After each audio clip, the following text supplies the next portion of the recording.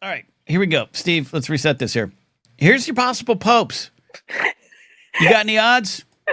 I got odds. I You want odds? Yeah, I want some odds.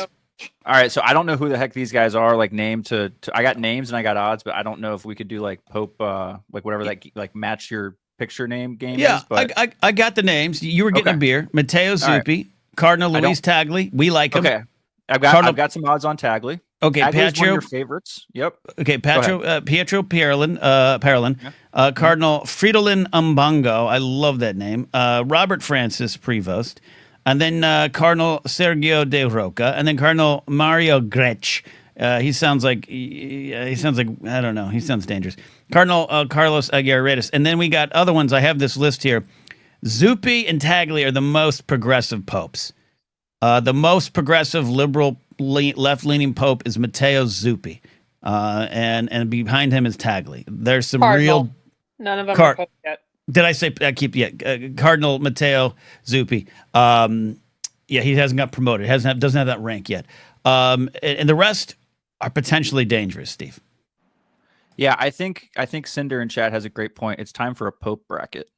But that's how the conclave would really go down. That's just figure it out that way. It's so much easier to do this over a Google form than it is to lock a bunch of old guys in a room and say, "Hey, figure it out."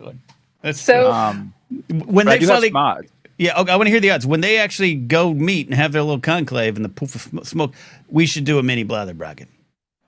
I'm on it. All right. Sorry, Addie, we cut you off. We'll get some odds here. But what were you going to say? Judge that. Anyway, once Steve gets the odds, I have thoughts. Yeah. Okay. Hit with the odds. All right, you ready? All right. Mm-hmm. So I've got 5. And luckily for you, Ken, I think one of your favorites, you're now leader in the clubhouse, our boy Luis Antonio Tagli from the Philippines. Yep. He is your leader in the clubhouse, according to Vegas, at plus 150 I'll to take be your those next odds. pope. Those are incredible odds. Good odds. For all things considered. Now, next on the list is also at plus 150. This is Cardinal Pietro Parolin from Italy. He has the home court advantage, obviously. Okay. He is also at plus 150. Okay. He is considered a moderate. He's against surrogacy and gender ideology. So we don't like that, but we might have to take a moderate. Okay. Pietro Parolin. Your next most favored cardinal to take the papacy is Peter Erdo from Hungary. He is at plus 1,000. So really, we're looking at Tagli. Vegas really likes Tagli or Parolin. I'm sorry, I'm butchering these names. Same with me. So Peter Erdo, not Eridu, he's not a Star Wars planet. Erdo, okay, yeah. Conservative with stances against refugee acceptance and liberal interpretations of church doctrine. He's from Hungary. We don't want him. He's the Pope. What kind of a Pope is against refugees? Or he wants to be the Pope. This is that's a horrible campaign to be running on, guy. But, okay. Yeah. All right. So that's the least favorited. Well, that was number 3. So number 4. Number 3. Okay. That was number 3. So yeah, it really. I mean, Tagli and Parolin really are. Vegas really likes those two. But then you have Erdo, and then you have Peter Turkson at number 4 at plus 1,600 from Ghana. Okay, moderate against the criminalization of homosexuality. What a stance, strong stance to take, but it's something to work with. Wait a minute, Steve, where did you say he was from? Peter Turkson is from Ghana. That's why, according to my very short amount of research. That's a place where homosexuality is against the law. So, yeah. Okay. That's a stance to have. That's a good stance to have there. Okay. Producer Steve is just a messenger boy. Angelo Scola is your next on the odds list at plus 2,000 from Milan. Not quite home court advantage, but pretty close. So don't have him on the list. He's not on this list I have. Yeah. Okay. Yep. All right. So those are your Pope odds. Those are the leaders. Those are the top 5. All right. So Luis Antonio Tagli. That's the guy we gotta make happen. We gotta do the campaign. Though I did say, Steve, while you were getting a beer, since you're technically a Catholic, you're eligible. So I think we do a write-in campaign. We get. So am I, but nobody's gonna elect me Pope. Yeah. There you go. Yeah, another problem with the church. But Steve, you win. What would be your Pope name? Oh man, I thought you were gonna say what would be my first decree as Pope. What would my Pope name be? Well, your first decree would be betting would be legal in all 50 states, and then you could win money in all the states, unlike right now in California. I was going to say that, but then I would also, on the day of the Daytona 500, just tell all the drivers we're going the other way around. Just like right before they started, I would say, hey, you guys have to turn around and go the other way. As just God wills it. Yes, yeah. absolutely. But no, I think my Pope name would be Michelangelo. That's my favorite. It's my favorite Ninja Turtle. Yes. And also my favorite Renaissance artist. So yeah, it just fits. Love that. That's Pope Michelangelo the first. Probably the first. I'm going to say this first. Yeah, probably. Yeah. Sean McCabe in chat seemed to have some good Pope history in him. Maybe he'll confirm if you're Michelangelo the second or the first. Addie, give us some Pope takes. So I'm not going to say anything that I'm sure no one has already not said today. The church is going to make a statement with the choice of Pope. Mm-hmm. Because since the death of Pope John Paul II, Saint Pope John Paul II, we have had two popes. We have had two radically different popes. One was a Nazi, right?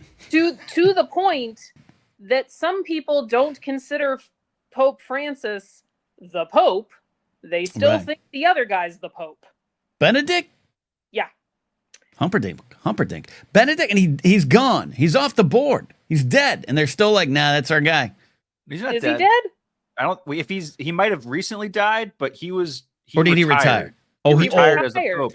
I remember Apologies. I saw him when I went to Rome. We were on the tour, and they're like, "Hey guys, go look up on that balcony up there. That's the old Pope." And we all looked at him like he was kind of like a zoo animal in a way. They're like, "Hey, look, that's the old Pope." They're all pointing at the old Pope, and he was like really far away on a balcony. Oh, hold on, David McKay, the treasure trove of information, and I mean that very respectfully, since they're both dead. Benedict, 2022, punched his ticket. Okay. All right. Okay. But I just like that you were on a tour and that someone's like, "Hey, look in that gift shop. It's the old Pope. He's just hanging out." Literally exactly what they were. Like, and now we're going through here and up, and if you look up there, that's the old Pope on his balcony hanging out. That's what it was. Like I was one time at a restaurant and Martin Scorsese walked by. I was like, "There's Martin Scorsese. There's Pope Benedict." Looked to be enjoying himself. So okay. Pope Francis was uncomfortably progressive. Yes, for that's what I liked. Many people within the church. Yeah. Which is why I think that the conclave is going to make a statement without really making a statement based on who they elect to the papacy this go around, because we've had two, like, he doesn't seem like he's wildly progressive, but we've had two very far sides of the coin in the last 2 decades. Right, Francis. Yeah, you're very right. Francis, was maybe the best of the best, and low bar and whatnot. But he at least, I liked a lot of things he said or tried to do. But I agree with you. I'm following you on this, Addie. I agree with you, Ken. I like producer Steve. I was raised Catholic. I still work for a Catholic institution. So I go to work with men of the cloth every day. Right. Right.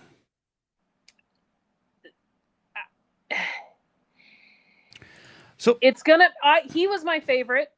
He brought me back around to a lot of things, and it's going to be interesting to see where this goes, because Pope Francis did a lot of good bringing young people back to the church. Okay, I like that. I mean, I'm not back, but yeah, okay. In that, just that, like, he was very accepting of people and people. Yeah. And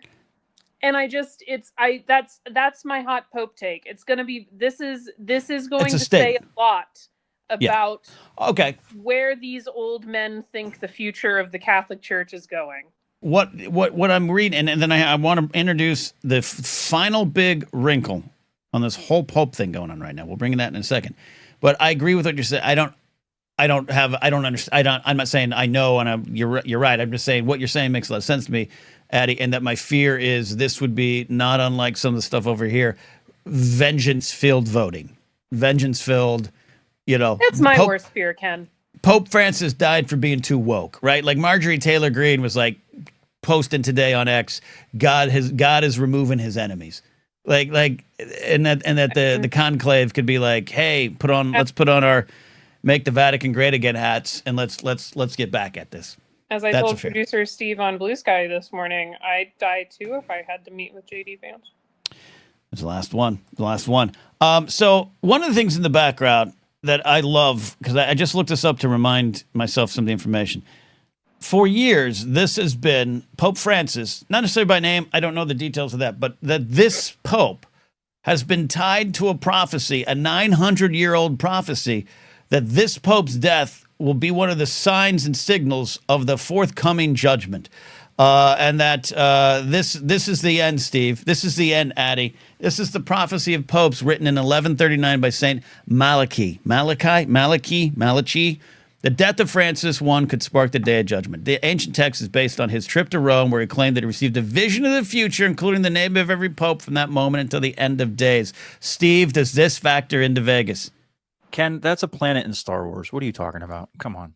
Saint Malachor? Come on. What are we talking about? I have a lot of questions. First and foremost, what conspiracy theory website are you on right now? I'm not. I am on. Well, Express UK, but that's one of many things, and I have heard this since like I was in junior high. Like this is a conversation that I've had at lunch tables of, well, the prophecy said that this one pope's gonna die, and then that's it. And I remember when Benedict took over, I was not on a live stream, but I was telling someone, I was like, we got 2 left. According to this prophecy, we got 2 left. And now here we are, and I look out my window, and I don't know how crazy it is, Steve, but Saint Malachor may have been right. I have absolutely no idea what you're talking about. I have never heard this before. I'm not making it up. It's there. It's there. It's there. Let the rapture begin, says JMB. What do you think, Steve? No, I think does your prophecy mean the next pope is the one? Because you said 2 after this Benedict, is it. So this is it. Like Benedict was like 2. We got 2 more. We got Benedict and another guy. Okay. So this is it. Yeah, I don't.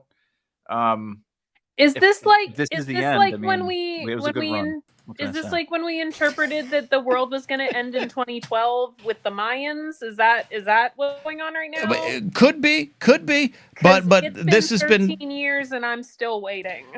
Yeah, but they didn't say when, right? Well, 2000. Yes, but they did. They said there was a date and a time. Yeah. It was December 21st, 2012. I was on a plane. I was really worried the world was going to end while I was on an airplane.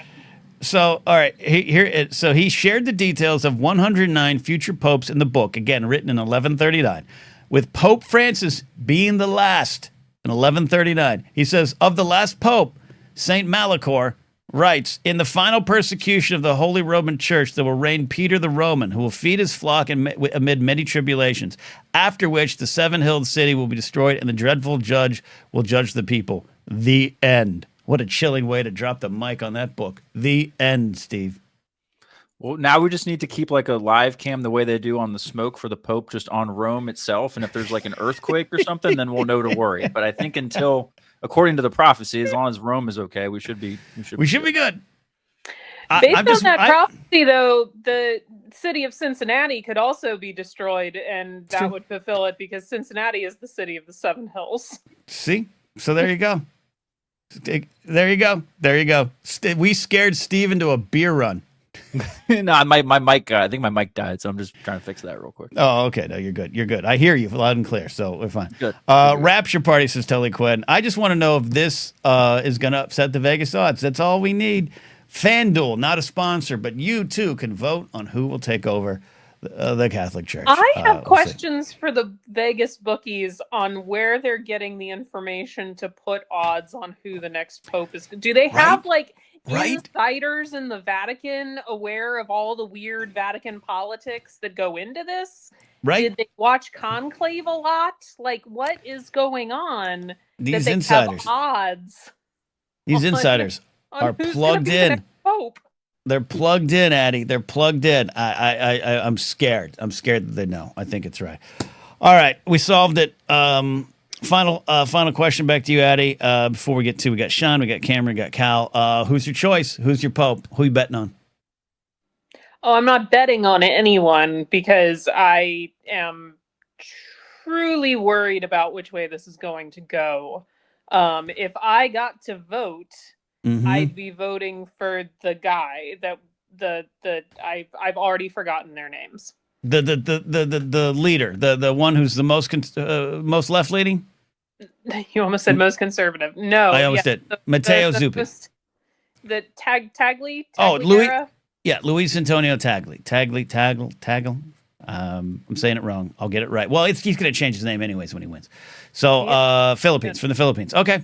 Left-leaning, supportive of LGBT rights. Okay. I think he's the most likely to continue the good work that Pope Francis began. So that's why I would choose him. Although the moderate doesn't sound who's got the same odds as he does. Yeah. Doesn't sound as terrible as some of the other ones. I agree. No, I agree. There's some pretty bad ones out there. Let's talk about religious trauma like everyone else tonight. Religious trauma. Let's do it. Who you got in the Pope vote? I like the name Zuppi. It's fun. Zuppi's fun, and he's progressive. Let's do it. Or as progressive as a Pope can be. Yeah, or a cardinal. Yeah. Yeah. That's all I really got on that. There's a lot I could unpack. I don't know if you saw a little bit. I put it in the chat earlier, but my aunt tried to call the Pope a communist yesterday.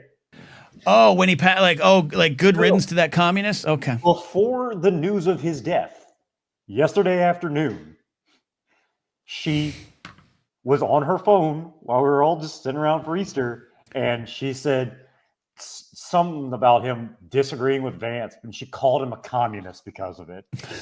Because he believes in human rights and shit.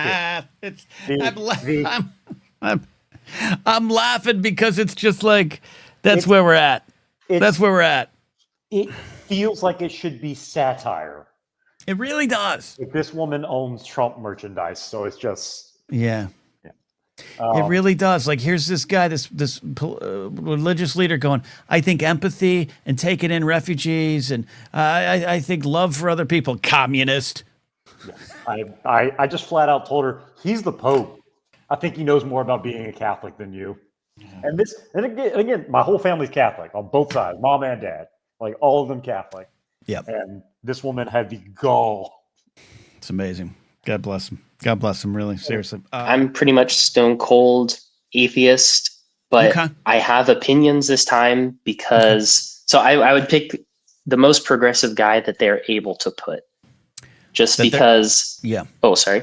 No, yeah, no. So you think Cardinal Matteo Zuppi is considered the most liberal, but maybe, if I'm reading you right, maybe it's hard to get him in there. So we got to go to someone who has a little bit of centrist views that they can sneak him in there, or you just want let's go for the biggest, loudest progressive we can get. I guess either one. Like maybe if they got to play it safe to get someone a little more left of center. Mm-hmm. Just from a mostly outside perspective, my grandmother is very Catholic. My mom grew up Catholic, and she now calls herself a recovering Catholic, some form of spirituality, but not attached to the entity of the church. And then there's me, who's like, I don't really care much for any of it. That's not dogging on anyone who does. That's just me completely removed from it. Yeah. But I have seen my grandma, who's grew up in a completely different time, super religious, come around on some very big social issues because of things that the Pope has said, things that her priests have said, members of our family that have come out as gay or trans that she struggled with at first, and she's been able to, it took her a couple years, but make real change. And as much as I have strong opinions about the entity of the church, capital C, I appreciate what that value adds when you can, just on an individual level, get people to come around on things. So I'm just watching, hoping that it doesn't go backwards. Just anything but backwards, pretty much. Yeah, and always. I really love what you're saying, Cameron. This is that permission structure. This is why I talk often about, even though in this world where we all have our opinions and we get a little angry, and yes, change should move 1,000 miles per hour faster, sometimes allowing people the journey of change is a great value. Your grandmother, an example of someone faced with something more in front of her than maybe it was in the past, and give it a bit of a permission structure in the sense of looking up at someone who she reveres, going, oh, if they say this and feel this way, let me reevaluate what's going on in my life. I think there's tremendous value in that. So I think you're saying some smart stuff there, Cameron. Yeah, and I was thinking the same thing as Cal. Steve would make a great Jesus. He would make a great Jesus. In the depiction that we get from the church, right? The white Jesus with he's long a white hair. Jesus. Yeah, he's a white Jesus. Yeah, Don't tell Alden. but yeah, I mean that's my 2 cents for Great. whatever it's worth. I guess it's the Mon Mothma approach. I just like pages away from finishing Mask of Fear, and her opinions of like, I'm not ready to burn it all down. I'm just gonna, get stuck in the weeds and help a couple people here and there. That's kind of how I feel like we got to take this kind of stuff right now. So I think it's realistic. Look at this, Steve. He's working out in the gym. He's got great gains today. He's given some great insight and knowledge on the Pope. Cameron Stewart's got a home run call today.